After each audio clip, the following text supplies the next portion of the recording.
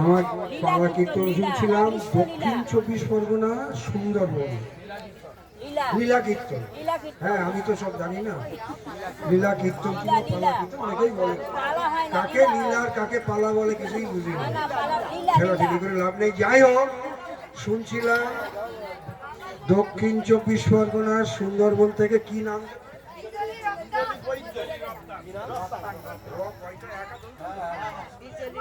বিজলি রপ্তান।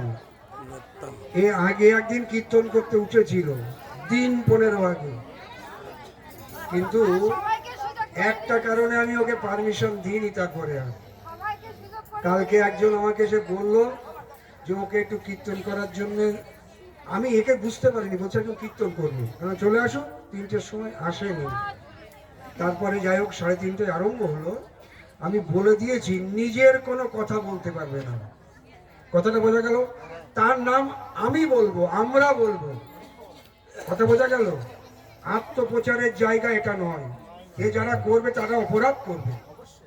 এখানে কৃষ্ণ প্রেম পাওয়ার জন্য আমরা এসেছি, কৃষ্ণকে খোঁজার জন্য আমরা এসেছি।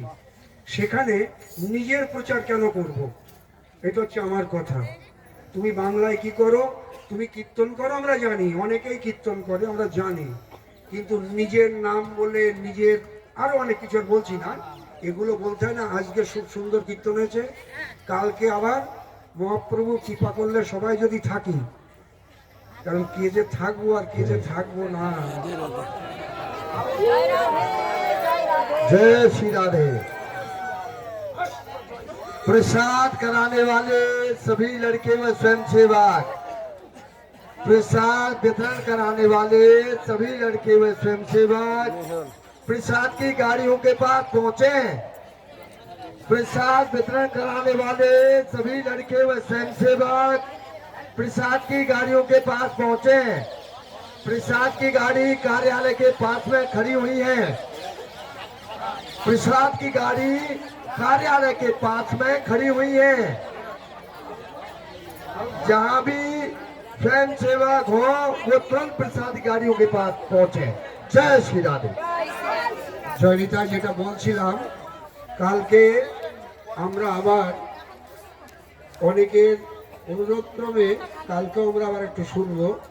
তবে আপনারা যা দেরি করেন, এই দেরি করে এলে যে কীর্তন করে তার ঠিক একটা একটা আসরের দরকার। প্রত্যেকটা জিনিস একটা আসরের দরকার। আপনি একটু আগে আগে আসবেন। দেখুন আজকে আদিবর্তী চলে এসছে, আর 2 জায়গায় প্যান্ডেল পড়বে মাত্র।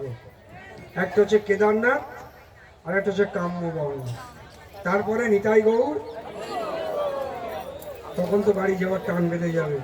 সুতরাং আচ্ছা, ঠিক আছে, ঠিক আছে, কালকে আমরা আবার শুনবো। আজকে আমাদের दामोदर अष्टक শুরু। जय जय श्री राधे। कोई भक्त का ये गौमुखी और